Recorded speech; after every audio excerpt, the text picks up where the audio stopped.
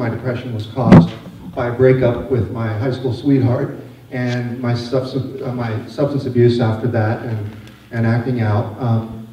He said, you know, maybe this adoption thing is a big deal, and maybe it actually impacted you. And for the first time, I was like, whoa, no one's ever told me this.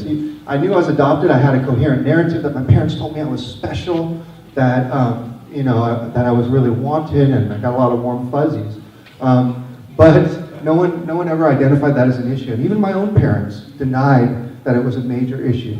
And even though I've done therapy with them to this day, sometimes they will say to me, I should have brought them to this conference, but they will sometimes still say, you know, I experience issues in my family, and it's really not that different. You know, I felt different in my family, and I'm from a biological family, and they're very loving, but at the same time, they don't fully get the wound, and it takes sometimes to be part of this triad and this special group that we're in to really get that it is a wound and there's a lifelong impact of it. And during that time, I went to see a colleague of mine now, Marlo Russell, who is an advocate and psychotherapist in the adoption field, pioneering conferences like this, and she was speaking at Santa Monica College, and I decided to meet my birth mother from being in a group in which birth mothers were there, and adopted parents, prospective adopted parents, and adoptees.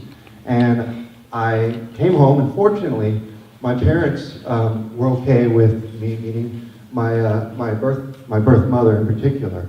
And I came home from the conference, and I said, I want to meet my birth mother. And so, even though they couldn't get all the other emotional issues and wounds, they did get that this was important for me. And within a week, I was attending Cal State Northridge at the time. Within a week, they had located my birth mother for me, Melanie, and come to find out, interestingly enough, with secrets and things, that they had a birth certificate of mine, an original birth certificate of mine, that they had never showed me, that had her name all these years. And they said that someone had told them not to get into it until I asked. They told me certain things about my birth mother, but I felt betrayed on that issue.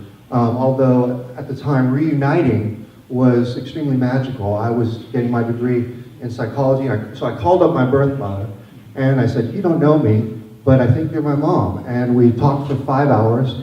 She was the head educational psychologist over at University of Florida in Gainesville. And I flew out there for Christmas and experienced Christmas with them. And I did that for several years after. That relationship has been one of the, besides IBP therapy, has been one of the most single transformative things in my life. And I feel completely passionate showing up for us and fulfilled his needs and longings through his other son. And that could be a whole speech on what happened there as well. But so the wound that comes out of this, in IBP, we call it the basic fault. Okay?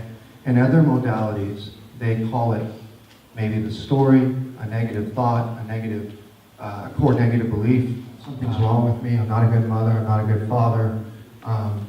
And that will often relate to the childhood injury that we carry around as well. So most adoptive parents also need to recognize, all adoptive parents need to recognize what that wound is initially that they carry with them from their own childhood.